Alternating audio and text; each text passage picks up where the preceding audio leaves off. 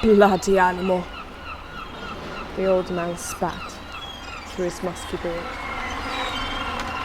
The scream seemed supersonic and reached levels just on the verge of being heard.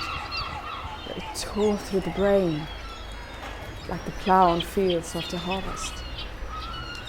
"Shut it up!" another man shouted from across the deck, with his hands covering his ears.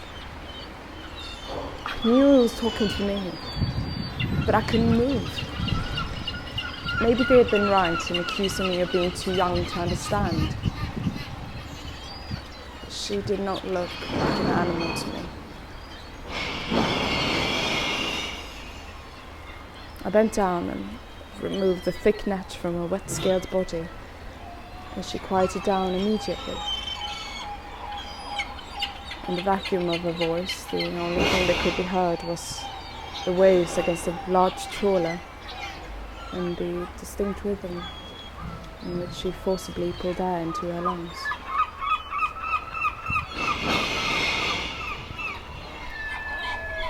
Her small body was completely covered in silvery cerulean scales. Her naked head was slightly painted, and her big, dark eyes were deep and haunting.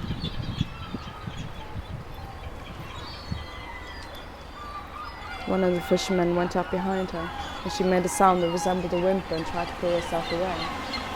But the deck was too slippery and she couldn't get anywhere. She saw me standing there and she carefully and pleadingly reached out her webbed hand towards me. The way she stared at me, stared through me.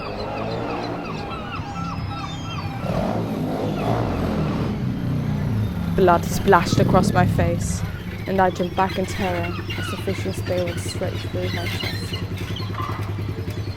"There, that's better," the fisherman said with a calm expression on his face.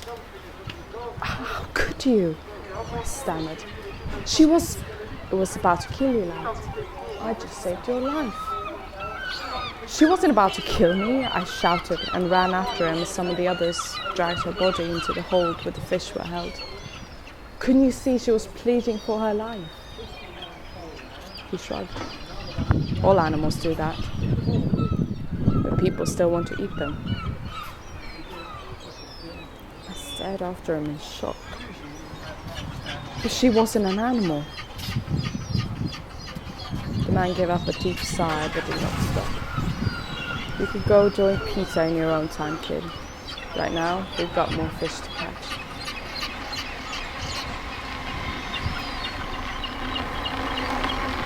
That night I couldn't sleep. Every time I closed my eyes, I saw hers, but when I lingered, the image exploded with the gore of her murder. I finally gave up and rose to wander the empty wet deck. The wind was cold and slapped me across the cheek as I stepped out. I didn't mind though, I deserved it. Slowly made my way across the deck until I reached the spot where it happened.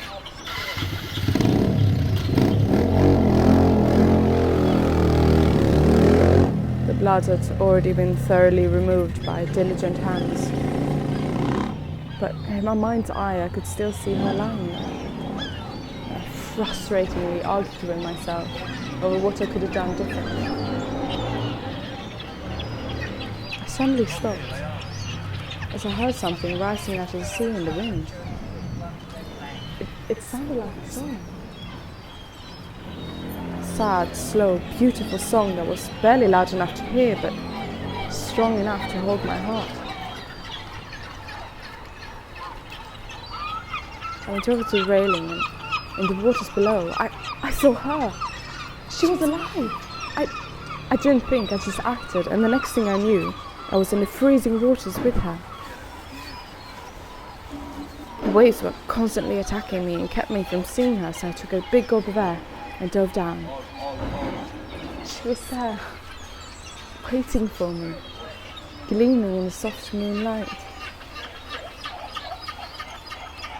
As she neared me, I found to my despair that it wasn't her, but one very like her, finally came so close that I could read her face, and I found it to be heart-rendingly sad.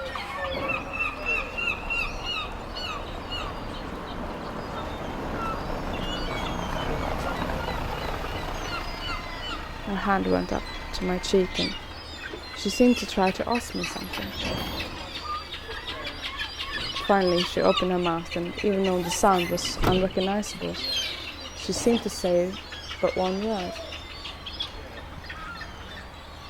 Why? Had she been there and seen what had happened? Or had she looked so deep into my soul that she had found it there? Once again, the ominous noise made it past her lips.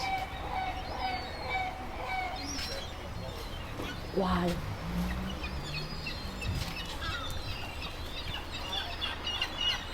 I had no answer.